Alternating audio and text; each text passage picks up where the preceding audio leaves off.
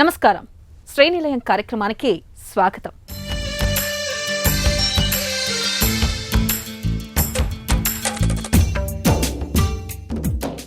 సొంత ఇల్లు ఆర్థికంగా, భావోద్వేగ పరంగా అత్యంత విలువైన ఆస్తుల్లో కీలకమైంది. మీరు ఇంటిని కొనుగోలు చేసినప్పుడు దాన్ని జాగ్రత్తగానే నిర్వహిస్తుంటారు. అయితే కొన్నిసార్లు ప్రమాదవశాత్తు అగ్ని ప్రమాదాలు, వరదలు, ఇతర ప్రకృతి వైపరీత్యాల వల్ల ఆ ఇంటికి నష్టం కలగవచ్చు. ఇటువంటి విపత్తుల నుంచి కాపాడుకోవడానికి ఇంటికి కూడా తగినంత బీమా తప్పనిసరి. అయితే ఇంటి యజమానులు ఈ బీమా తీసుకునేటప్పుడు సహజంగానే కొన్ని తెలిసి మరికొన్ని తెలియక తప్పులు చేస్తూ ఉంటారు. మరి బీమా తీసుకునేటప్పుడు ఎలాంటి జాగ్రత్తలు తీసుకోవాలి అనే అంశంపై ప్రత్యేక కథనం శ్రీనిలయం స్థిరాస్తిలో.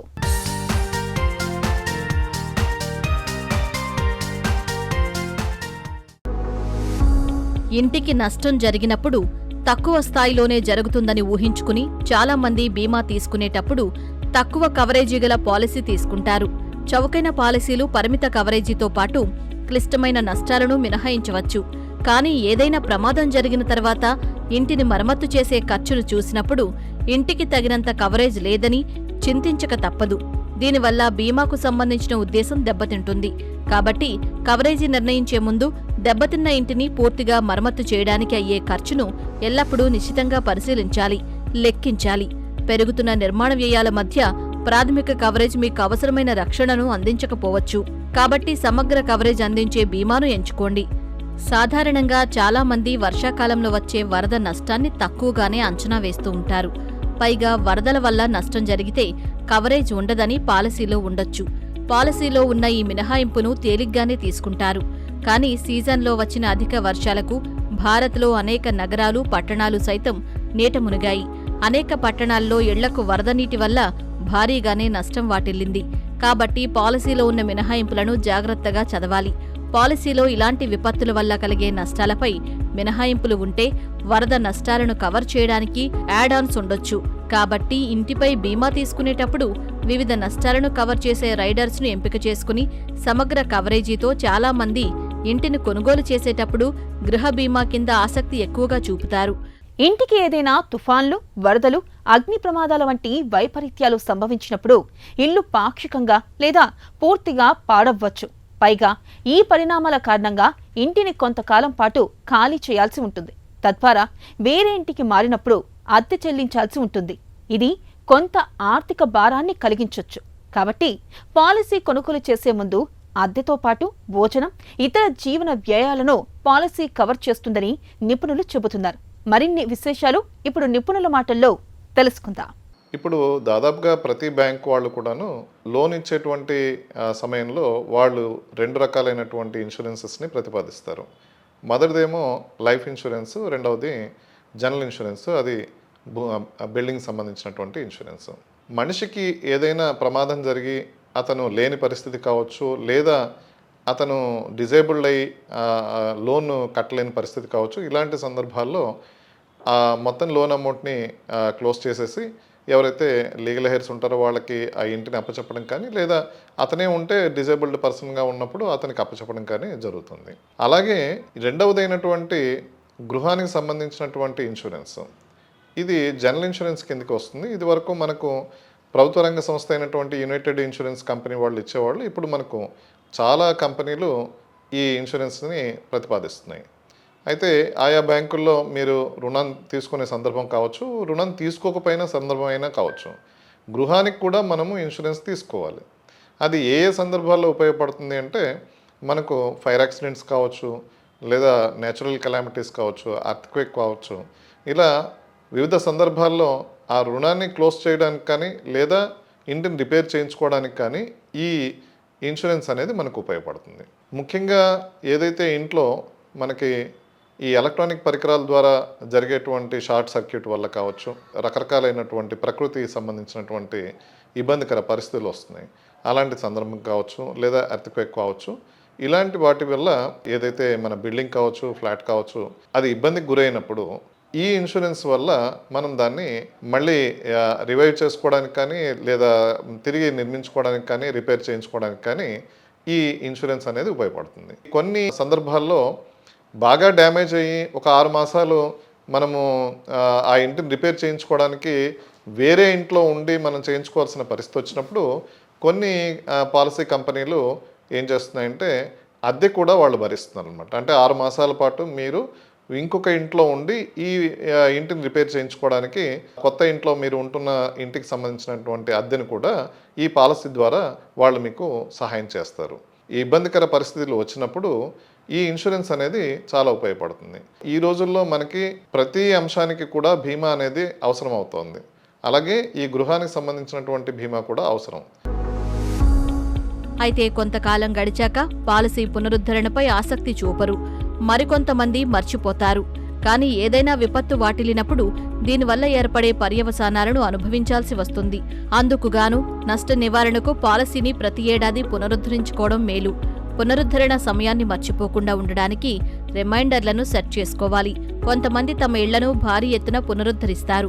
ఇంటిలో హాల్, బెడ్రూమ్, వంటగదులను ఆధునికీకరించడం, ఇంట్లో అప్పటి వరకు ఉపయోగించిన భాగాన్ని హోమ్ ఆఫీసుగా మార్చడం వంటి వాటిపై ఖర్చు చేసి భారీ మార్పులు చేస్తారు.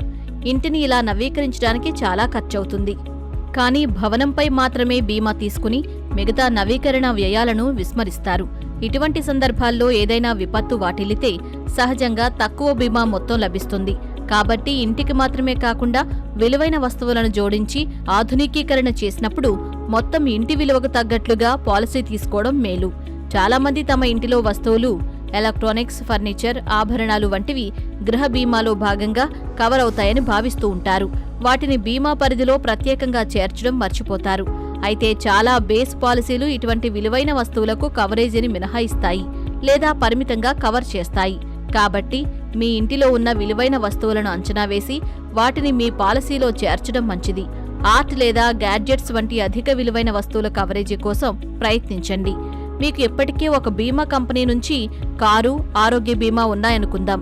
అదే కంపెనీ నుంచి గృహ బీమా కూడా కొనుగోలు చేయాలనుకుంటున్నారు. మీరు ఆ బీమా సంస్థకు నమ్మకమైన కస్టమర్గా ఉన్నప్పుడు డిస్కౌంట్ను అడగడం తప్పు కాదు. ఇలా డిస్కౌంట్ పొందడం వల్ల ప్రీమియం కొంతవరకు ఆదా అవుతుంది. కొంతమంది పాలసీదారులు చిన్న నష్టాలకు కూడా క్లెయిమ్ చేస్తూ ఉంటారు.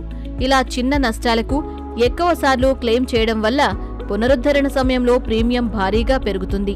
కాబట్టి చిన్న చిన్న ఇంటి మరమ్మతులకు క్లెయిమ్ చేయకుండా సొంతంగా ఖర్చు భరించడమే మేలు. చాలామంది పాలసీదారులు పాలసీ ప్రీమియంపై మాత్రమే దృష్టి పెడతారు.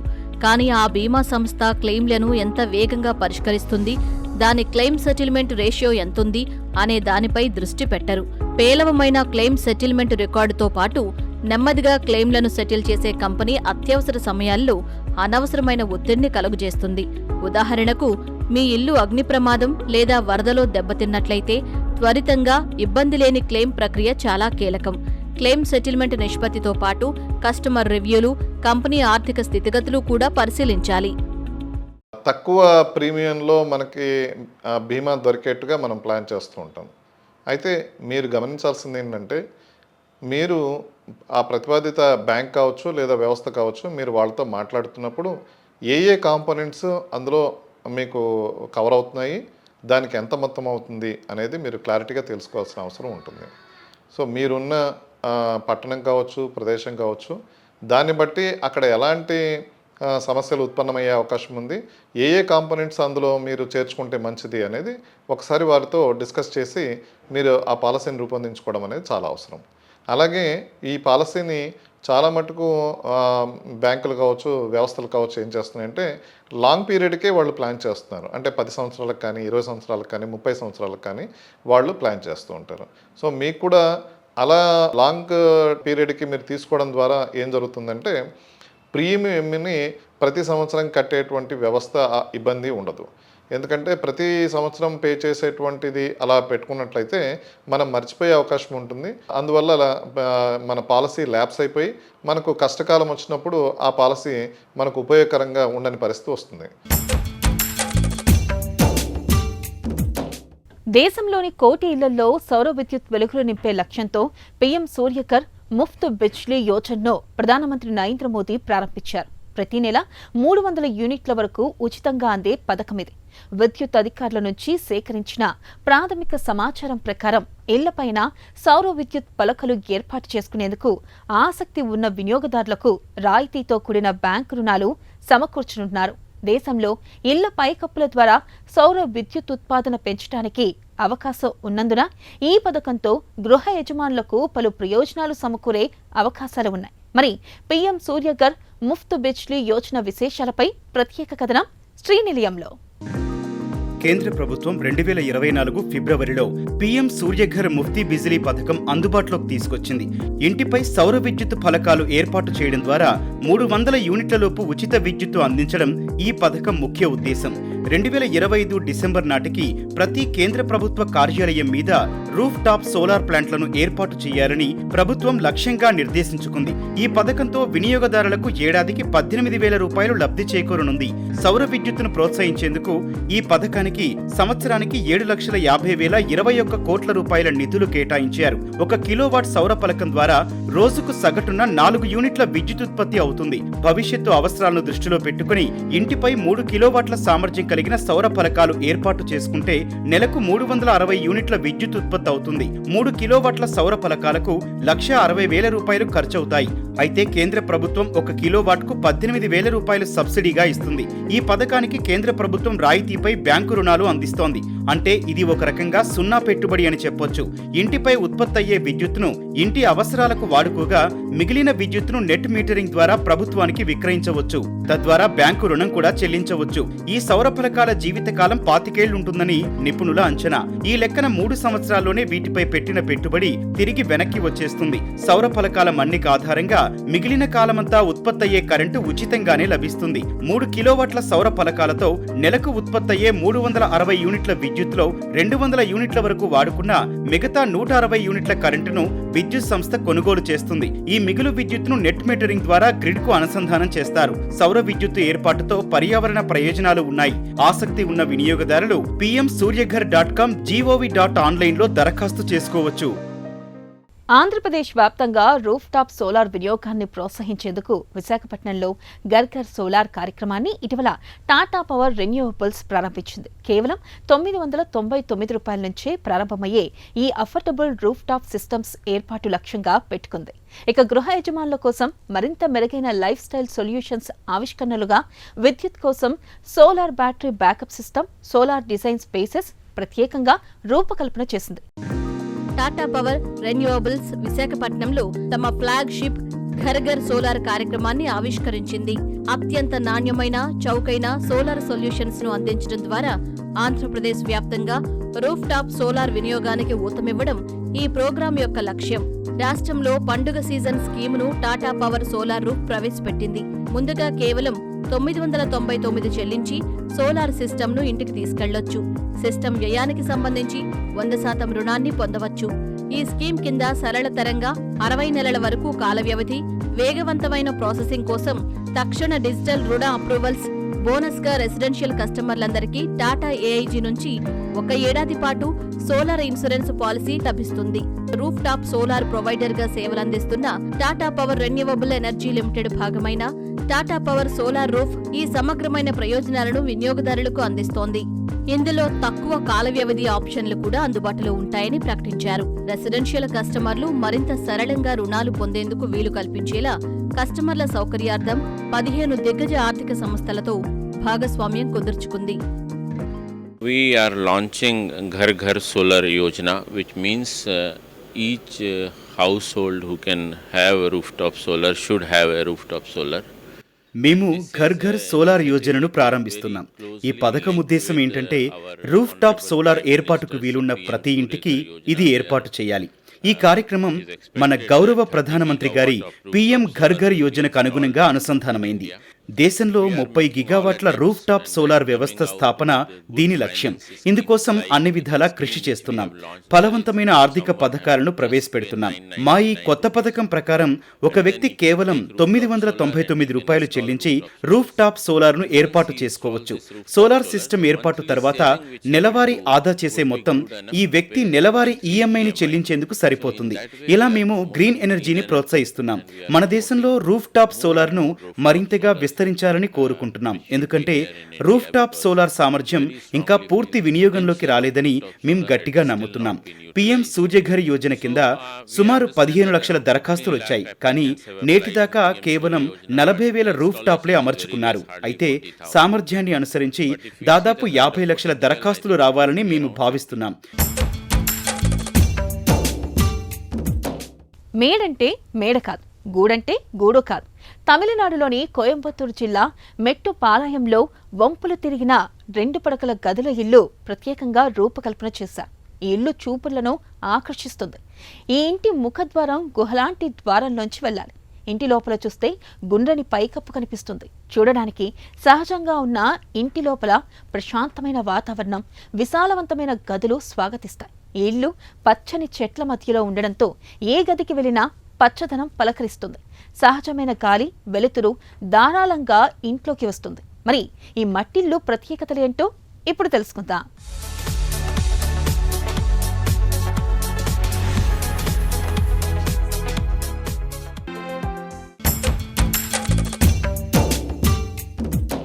సామాన్యుల నుంచి ధనవంతుల వరకు సొంతింటి గురించి కలలు కనిని వారుండరు. ఎన్నో ఏళ్లు కష్టపడి దాచుకున్న డబ్బుకు అసలైన విలువ, మరెన్నో ఆలోచనలకు అందమైన రూపమిచ్చేలా సొంత ఇంటిని నిర్మించుకోవాలని అందరూ అనుకుంటారు. కావలసిన డబ్బు, స్థలం సమకూర్చిన తర్వాత ఇల్లు కట్టాలన్న ఆలోచన చేస్తూ ఉంటారు. మరి ఇళ్ల స్థలాలు, అపార్ట్మెంట్ కొనే ముందుగా వాస్తును పరిశీలిస్తూ ఉంటారు. మరి ప్రేక్షకులు అడిగిన ప్రశ్నలకు సమాధానాలు వాస్తు నిపుణుల మాటల్లో తెలుసుకుందాం.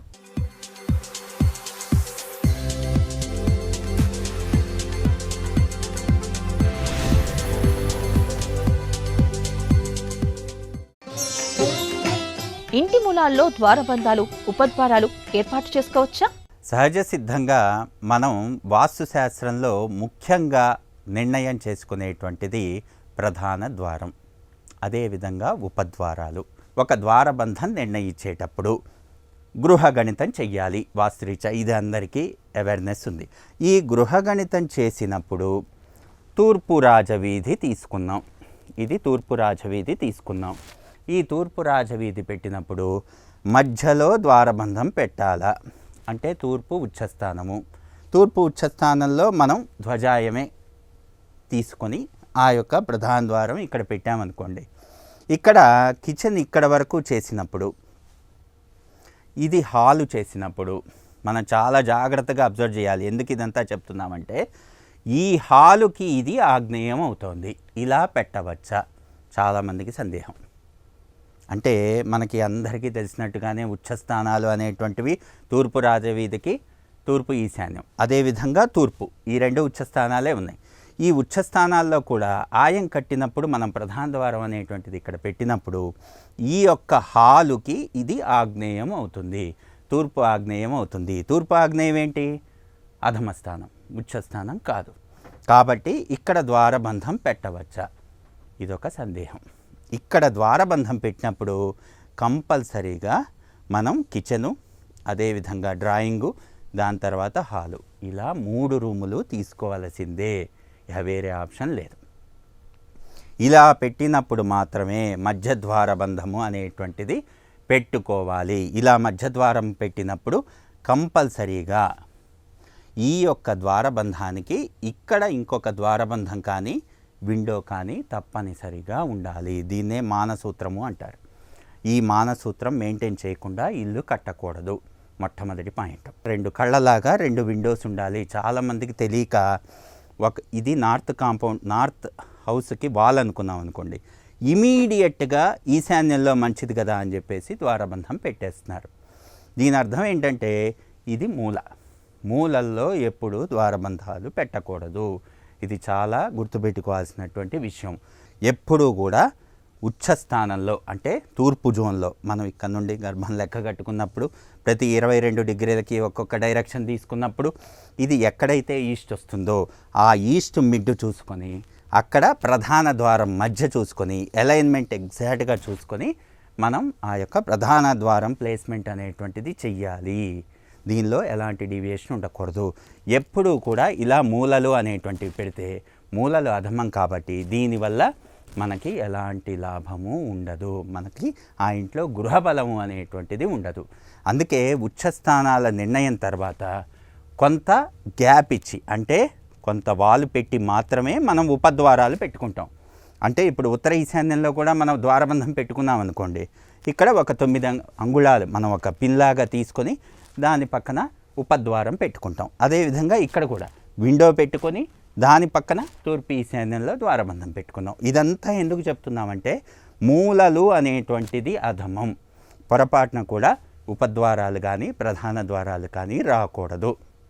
ఎప్పుడూ కూడా ఉచ్చస్థానాల్లో సూత్రం పాటించి మాత్రమే మనం ఆ యొక్క ద్వారబంధాలు అనేటువంటివి ప్లేస్ చేయాలి. అప్పుడే ఇంటికి గృహబలం. Shri Bhramara township private limited సమర్పించిన ఇది నేటి శ్రీనిలయం. మరికొన్ని తాజా అంశాలతో వచ్చే వారం మళ్ళీ కలుద్దాం.